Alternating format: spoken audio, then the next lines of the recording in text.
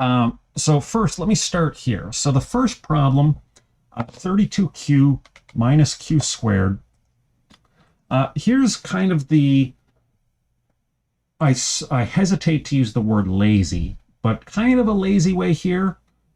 It's lazy in that it's intellectually lazy. It's avoiding using the rules of calculus, but it's not lazy in that it requires extra work. And that extra work is we find this critical point of 16, and we'll see how we got that in just a second, but you guys were there in class. I'm sure you saw. Question 1, critical point is q equals 16, and we want to know, is this a maximum or a minimum? A really easy way to do that, especially given that we're doing this class all in front of computers, is you set up a spreadsheet. You set up this function to take in a quantity as input and calculate our total revenue function. 32 times q minus q squared. We've got that right here. So we've got our answer to what is the total revenue at that point. We want to know what happens if we nudge that just a little bit one way or the other.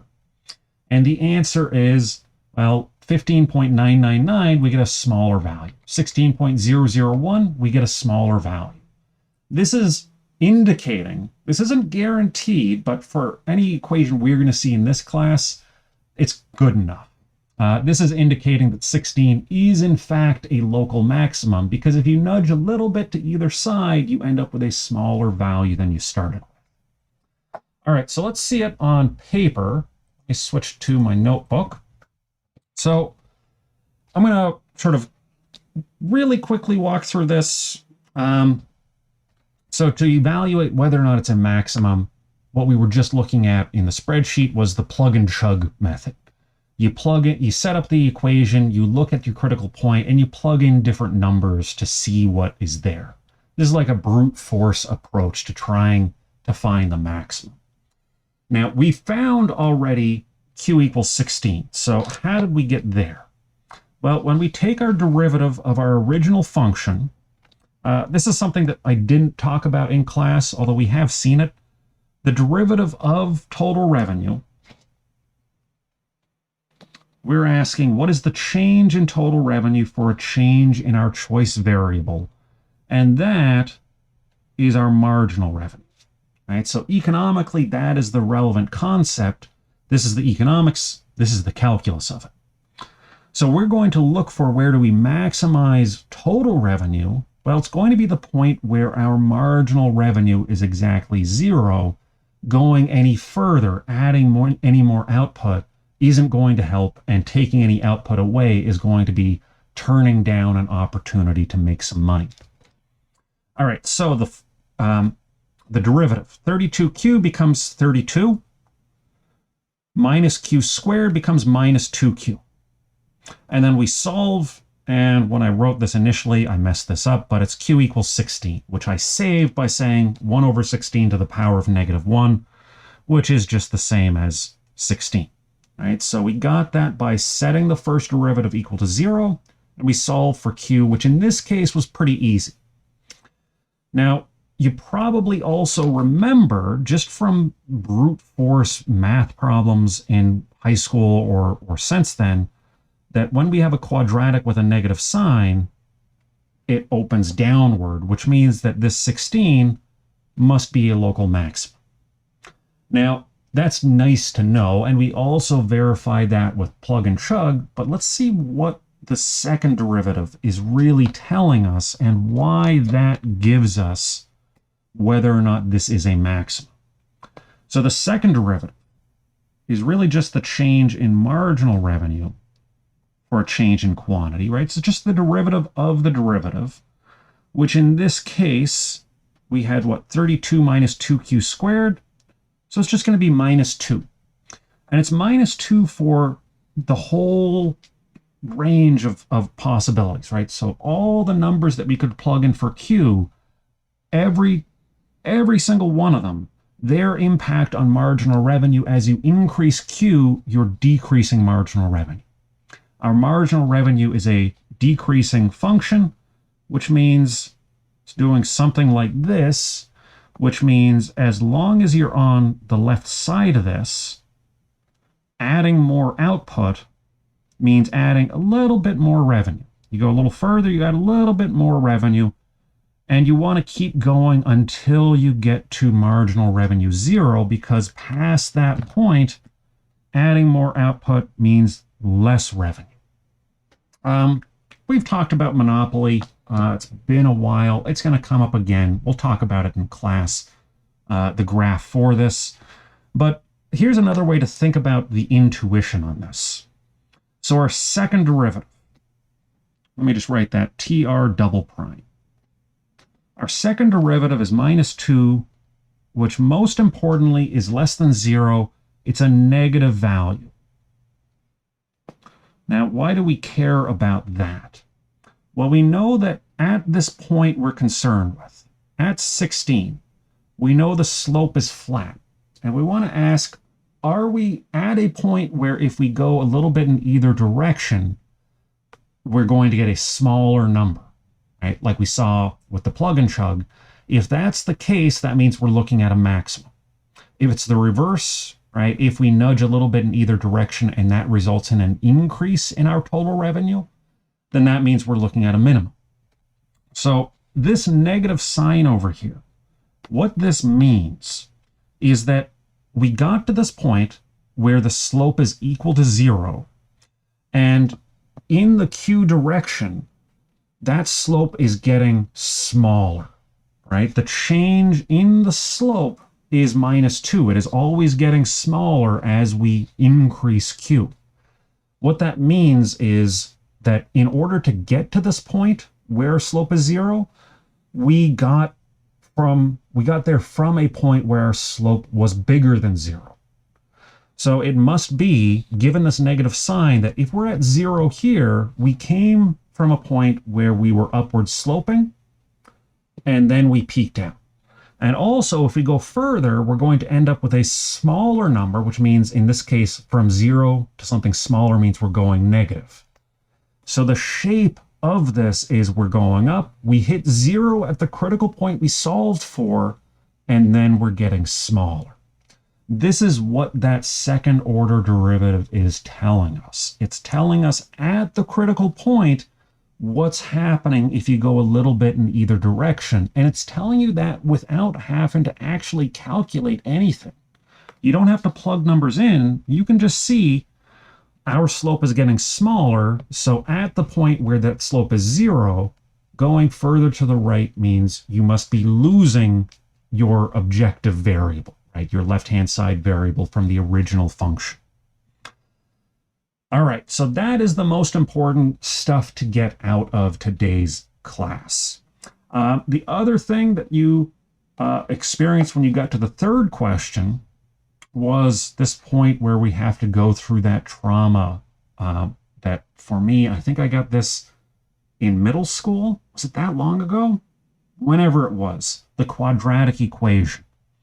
So we've got this function, and we want to find the first derivative, pi prime. Let's do a different color so it stands out. Pi prime equals q squared minus 10q plus 2000.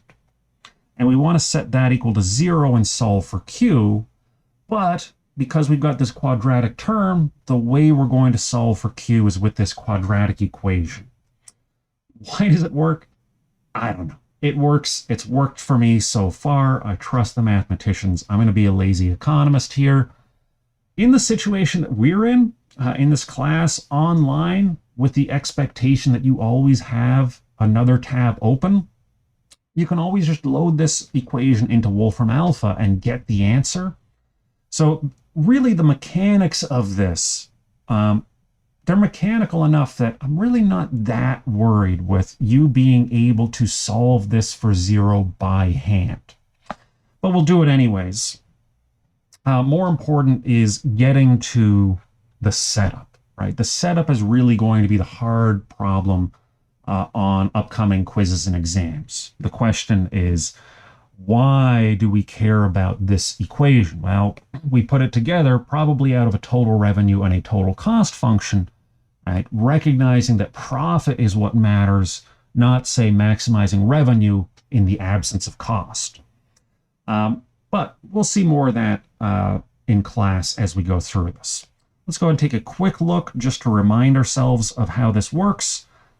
I made a mistake here. This should be negative q squared.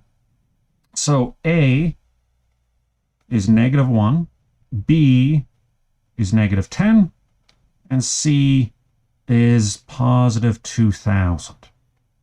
So negative B means we're looking at positive 10 plus or minus the square root of B squared. Well, that's 100.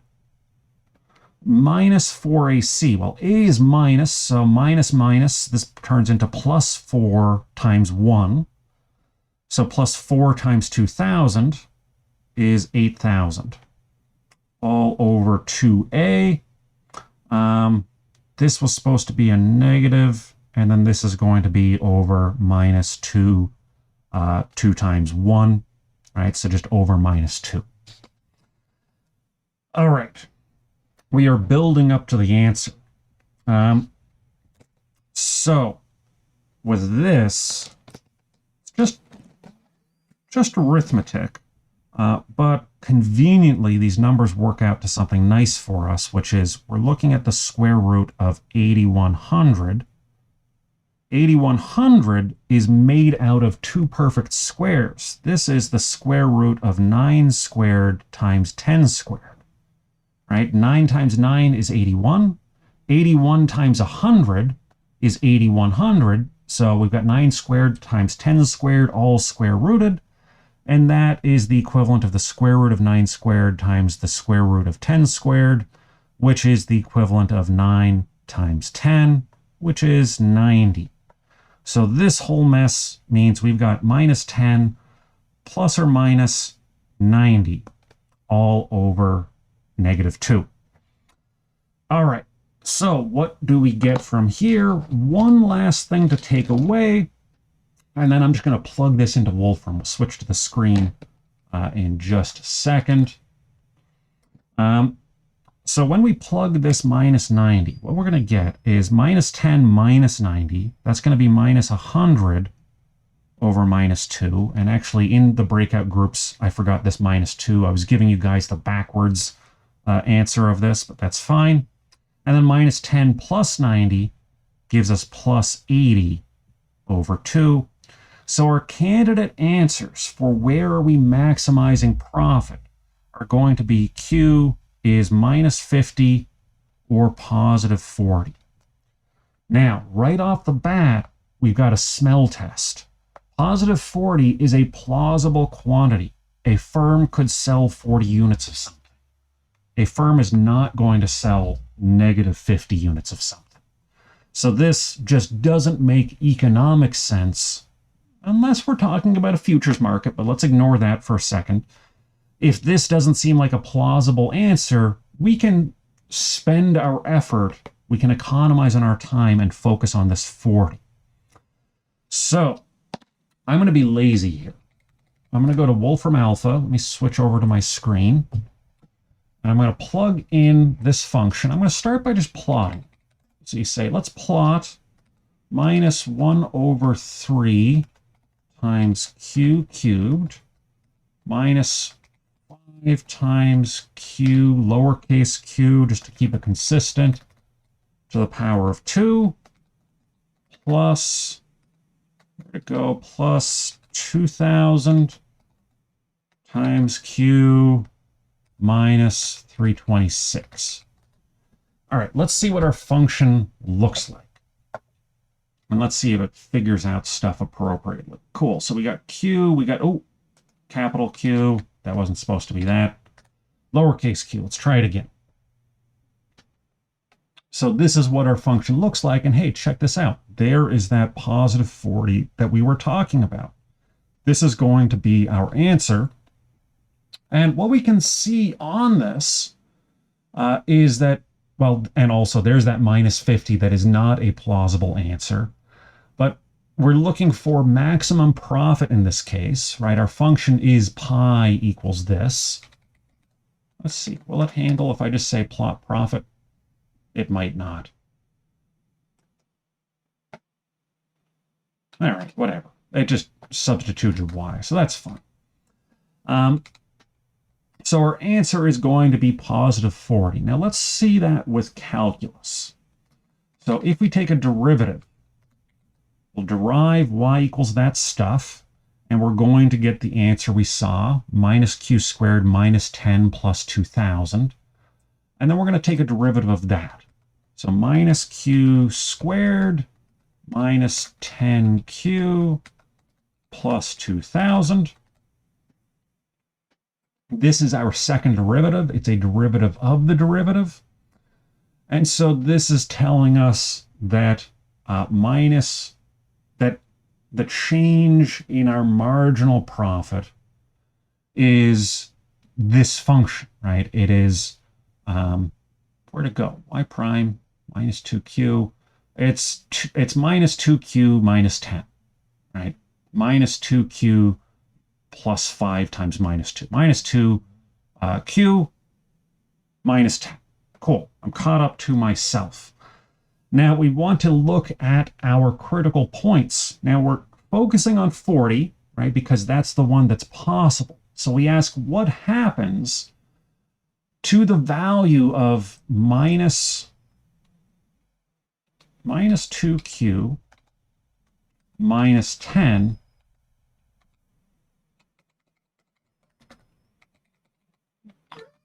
and we'll say q equals positive 40.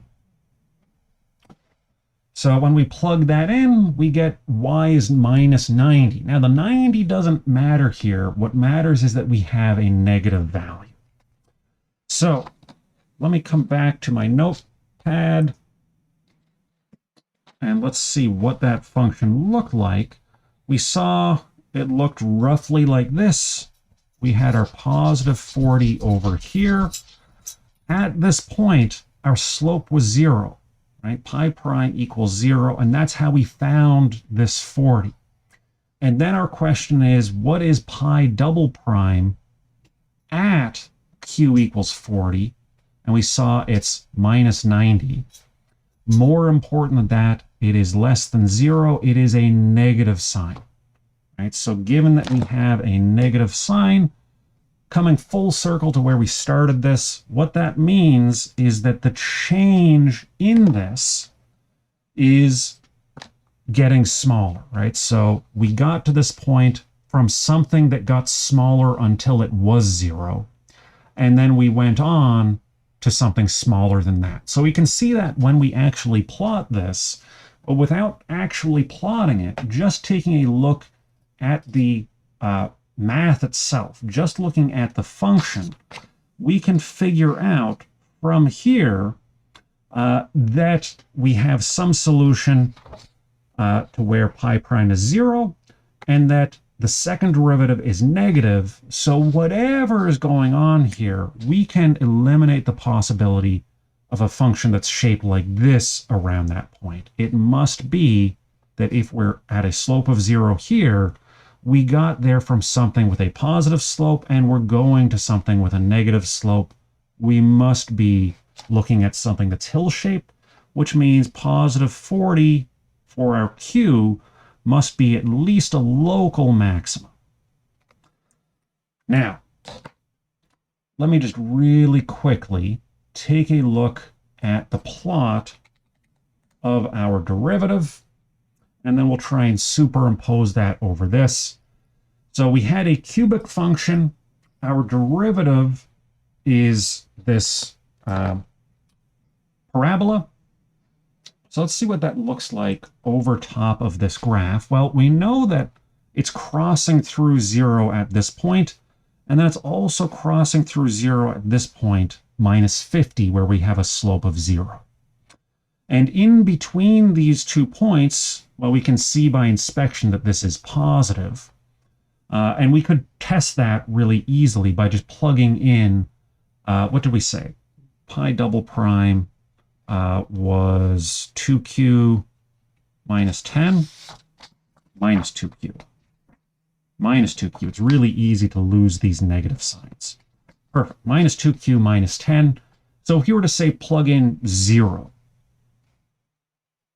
pi double prime at q equals 0 gives us minus 2 times 0, minus 10, which is less than 0. Oh, you know what? I'm looking at the wrong thing here. This is telling us that by the time we get to 0, we are kind of moving into this convex shape. We were getting there actually from this. So ignore what I just said here. What really matters is if we look at pi prime at q equals 0, and pi prime, we're saying minus q squared, well, that's 0, minus 10q, well, that's 0, plus 2,000. Okay, pi prime at 0 is positive 2,000. 0 is a convenient number there because I can ignore those two terms. All right, so I've got a positive slope in between here, which means I'm asking for what is the change of the slope, and I'm trying to plot that. Actually, rather, I'm trying to plot what is the slope, and then we'll come back to this question. So our first derivative, let's ignore this. Let's pretend like it never even happened. Our derivative of pi, which is in red, let's just label that just so that we're not losing it. Pi in red, we're going to draw pi prime, is going to be this parabola shape. Right? So the slope is big and positive in the middle here, and it's 0 at our critical points. Right? So given this, what we've done is we've taken a relatively messy polynomial and we've made it a simpler polynomial. And then with the second derivative, we're going to get an even simpler polynomial than that. That one's going to be relatively easy. It's going to hit 0 here. It is negative to the right here. It's positive over here. So our second derivative is something like this. Pi double prime minus 2q minus 10. So actually, I guess let's slide that down a little bit. Our y-intercept is going to be at minus 10, but I'm being sort of back of the envelope rough with the math here. What matters? I've gone on longer than I intended to, so let me wrap up. We start with this problem. We take the first derivative, we set that equal to 0, and we solve for where that equals 0. Those are our candidate solutions. Where is it that we are potentially maximizing our profit? It's maybe minus 50, it's maybe 40. Now, we happen to know, because Wolfram Alpha told us that this is the particular shape of this plot, right? We might have worried about it being something like, you know, that. Well, not that, but something like that. All right, so we're not totally sure, just looking at this, what exactly is going on. But we found 2 points, and we want to figure out, are they 2 points on a shape like this, or 2 points where we flip it over and one is a minimum, one's a maximum, versus max and then min. Again, let's just scribble that out. So the second derivative test, what it tells us is that given these 2 points have a first derivative equal to 0 with a negative second derivative, this minus 20 when our purple line goes over to this 40, this big negative sign means that we've got a slope of 0 and it's getting smaller, which means we're looking at the top of a hill. Here, this big positive number means we've got a slope of 0 and it's getting bigger, which means we're at the bottom of a trough. We're going down, bottoming out, and going back. Hopefully that's been helpful. As always, if you got questions, ask on the class Discord. See you there.